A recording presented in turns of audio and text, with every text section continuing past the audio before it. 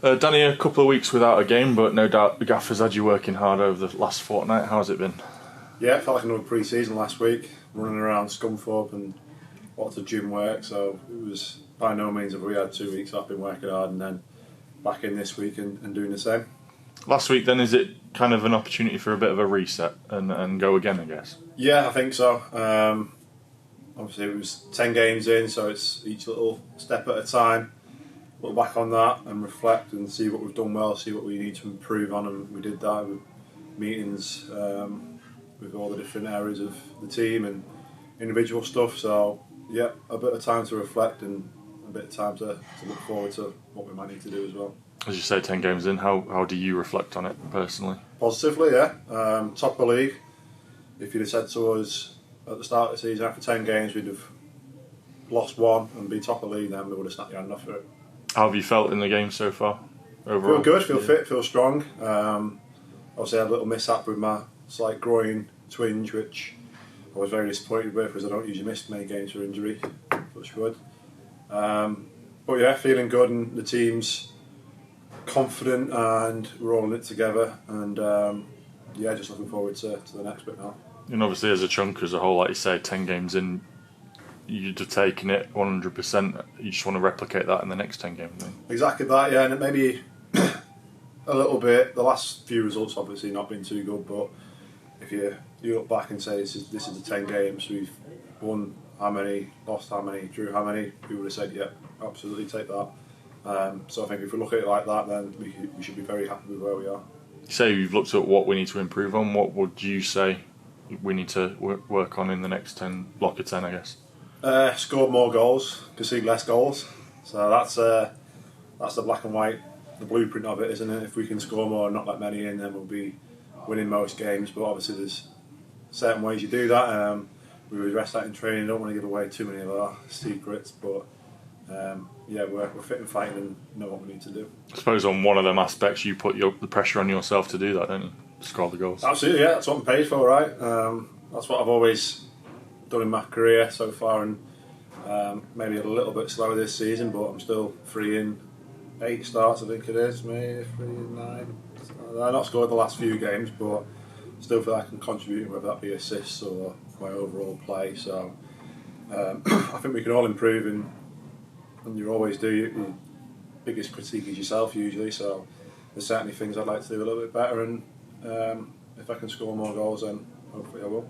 I suppose if you look even back to Oxford City, you had a couple of key chances, the headers at both ends. I suppose the fact that you've got them chances helps, doesn't it? It's not like they're not there. Yeah, exactly. Yeah, it's a little saying I go by is not the right place at the right time, right place all the time. And if I can put myself in the right places, and confident in my ability to take those chances. You mentioned the 2 headers there. I was disappointed, especially with the one in front of the how do you say it? The Dre. Doncaster Round End. Yeah, I always get confused. Or Britcon stand for sponsorship purposes. Britcon stand, the fantastic Britcon stand.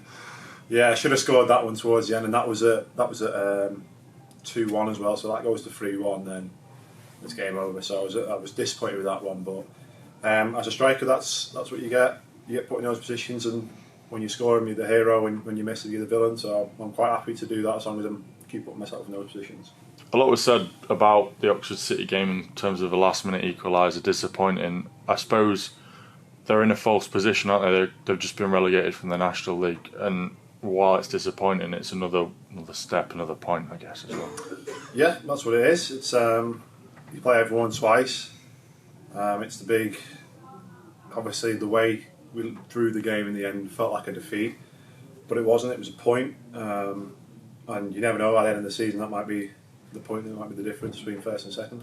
You said also improving on conceding less goals. That's the blueprint to winning games, I guess. I suppose in the last couple of games it's been the disappointment, hasn't it? Because we only didn't concede for so long, and then we've only conceded 1, and then it's just trickled in the last couple of games. Exactly, yeah. I think obviously the Oxford game was the first game we conceded 2 goals, and you put that into context, it's like they must be defending well.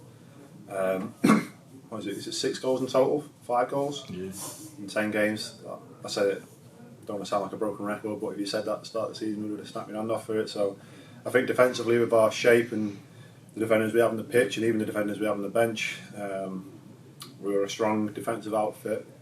And like you say, or like I said, if we keep a clean sheet, we fancy ourselves to win most games.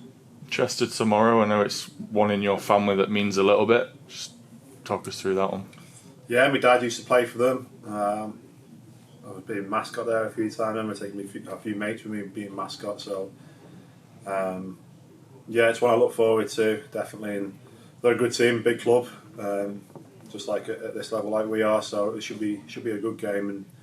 And 2 results last year against them were disappointing. So hopefully we can amend that and come away with the 3 points on Saturday. I was going to say probably the most disappointing result was the game at their place. So just trying to work out what went wrong there and put it right this time. Exactly that. Yeah, it was obviously it's never nice getting beaten no matter where it is or who it's against. But I thought they were good value for when they beat us last season. We had no complaints that they did. They played well on the day and we went at it. So that won't be the case hopefully on Saturday and try and put that right, like you say. Yeah, and obviously the game here was the big community day with 7,500. So we know what kind of occasion it can be against Chester as well. Yeah, that was a brilliant day. That, and I should have had a penalty at the end. I remember it very well, which I'd have fancied myself to score.